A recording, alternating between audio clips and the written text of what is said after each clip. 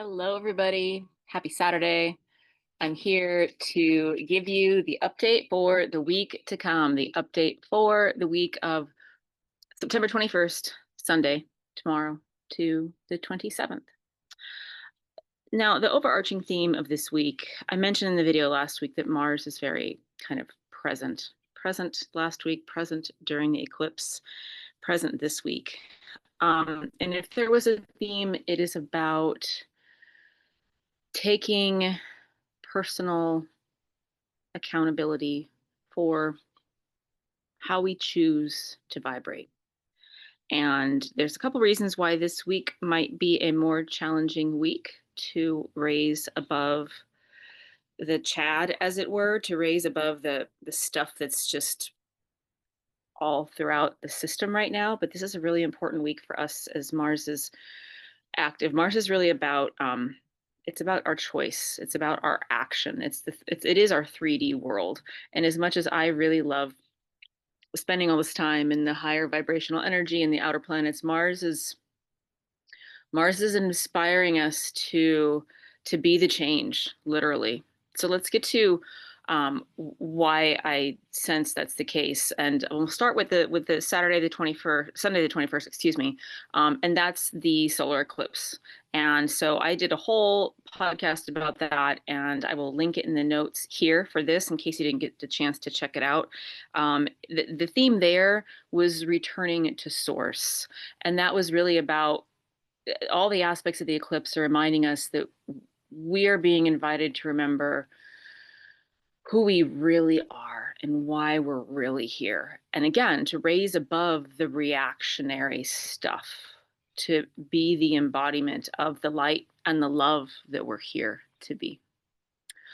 On Monday, the 22nd, we have Uranus in Gemini quintile the North Node's in Pisces.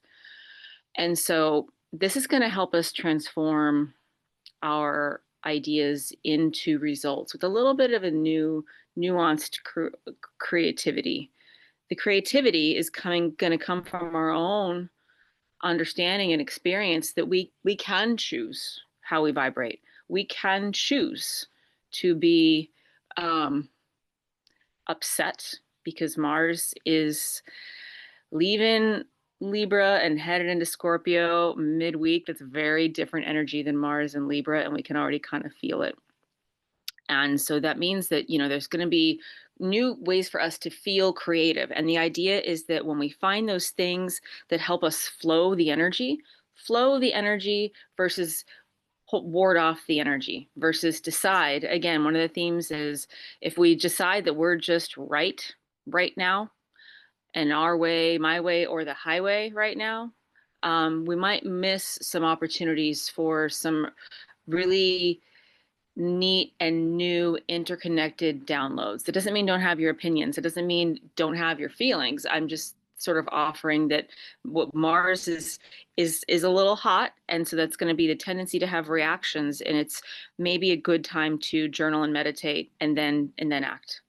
Tuesday, the 23rd, we have a fair amount going on. We have Mars at 0 degrees of Scorpio, and Mars is quincunx Neptune at 0 degrees of Aries, and that's going to give us some tension. It's going to maybe make us feel disconnected. Part of what's happening is that the world is going through a transformation. So I mentioned last week and the week before, kind of like we're being encouraged to let go a little bit. And that can feel a little scary. It can feel a little nerve-wracking. It can feel uncomfortable. But part of the aspect here with Neptune is the idea is that there's long-term effort here. Bigger picture is where it's at. But the bigger picture is it includes us. It includes our day-to-day action. So Mars rules Aries, and Neptune is in Aries. And even though Neptune and Mars aren't necessarily similar, they are able to communicate now because of Neptune being in Aries. And so in order to be able to see through the illusion, the idea is that maybe there's the truth that we feel is to just be so true for us right now. That doesn't mean we have to not have our truth, but it also means that to entertain that there's a bigger picture. that maybe there's some things that are yet to be discovered. Maybe there's some perspectives or some information that is going to avail itself to us in the near future so that we can have these aha moments. And what's also happening on Tuesday, the sun is at 0 degrees of Libra, and the sun is doing a couple things. It's opposing Neptune and Aries. So that might bring some, those are, so Mars and the sun are having some challenging aspects with Neptune, which means that our 3D world might feel the reverberation of those implications. And the theme here is illusion and delusion. So we might be feeling some challenges around those things. But we also have Mars semi-sextile to the sun itself, which is providing tension between those two. So Mars and the sun are both kind of challenging Neptune, but then Mars and the sun are also challenging each other, which means there's going to be some effort needed for us to navigate our boat. What type of effort is that? I'm going to say the theme here with Mars, as it's in Scorpio, is to pause, to stay in our I am self, but to really make sure that we're not simply reacting. Scorpio and Mars have the potential to be something very powerful, but it necessitates that we manage the Mars, that we manage our action, that we harness the power of our action. We also have the sun trining Uranus, the sun trining Uranus in Gemini on Tuesday, and that's pretty cool. Let me let my dog out. Excuse me. The sun is trining Uranus in Gemini, which means that and the very next day, the main aspect, one of the main aspects on Wednesday is the sun is trining Pluto. So even though Neptune's going to be the sort of challenge, which points out, it says that illusion and delusion are going to be our main challenges, but Uranus is going to help us remember that we are the change, and that's going to be a very easy to understand message. And when we get to Wednesday, we have the sun at 0 degrees Libra trining Pluto, which means that we're going to really get this sense that this, Pluto in Aquarius is very much about that circular power. It's about everybody comes along. It's about there is no my way or the highway. It's about a bigger picture. And so we're really going to be able to feel the importance of that. Hi, Nellie. I'm in the middle of something, sweetie. The other thing that's happening on Wednesday is Mars is quincunx Uranus and square to Pluto. So Mars is, even though the sun is having a positive time with Pluto and Uranus, Mars is going to be challenged by them, or is challenging them. So again, the message here is that we're number one, not to release our truth or relinquish the things that we hold dear, but B, not to just simply react in the same old ways. We're going to be invited to take empowered action and take empowered vibration, but we're going to be there's new tools and new methods and new things that are going to, hopefully by the end of this week, come online for us to understand how we're going to be able to navigate those things. We also have Lady Venus. Lady Venus is in the sign of Virgo, and she is semi-square to Jupiter in Cancer. And so this means that there's going to be some effort in our transformation. There's going to be some effort required to achieve the justice and the balance and the harmony and the expansion that we want. But that doesn't mean don't do it. It just says, all right, like get some water in your water bottle and give yourself a snack, because you're going to have to go on a hike here for a second and take a tour and do some things in order to get to where we need to be. By the time we get to Thursday, Venus is biquintile Pluto. And so Venus biquintile, this means we're going to start to get some creative. The end of the week kind of closes with some creative inspiration. So let's back up. I glossed over this too quickly. The Mars squaring Pluto thing is the big other Mars aspect that I was talking about. And that aspect of Mars squaring Pluto is really going to invite us to own our truth and own the things that we hold to be dear, and to really reach for the highest version of who we can be. So it's not just being right. It's not just get this done. I need this done. There's a much bigger project afoot that we're going to be reminded of this week. Okay, so then we have Thursday, Venus by quintile Pluto.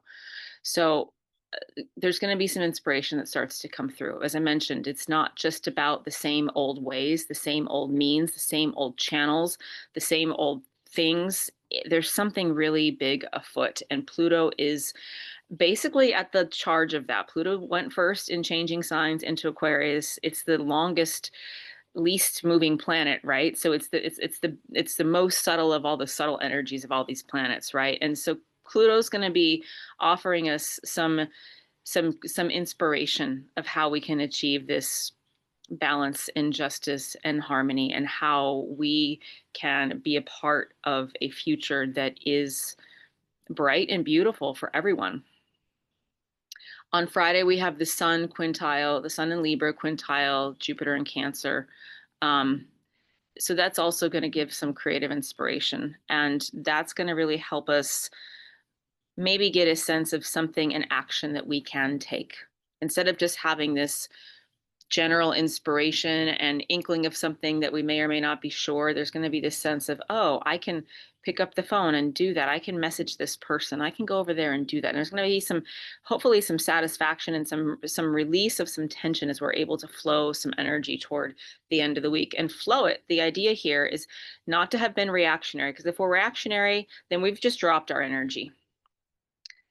If you think about it, if something's down here and you're up here, you're this person, and someone's down here, and if you react, you drop down, and then all you've got is you're down in this other place. We're going to be invited to stay here, and if we drop down, you'll know it, and you're going to be invited to get back up here, because we're going to be inviting others to rise energetically.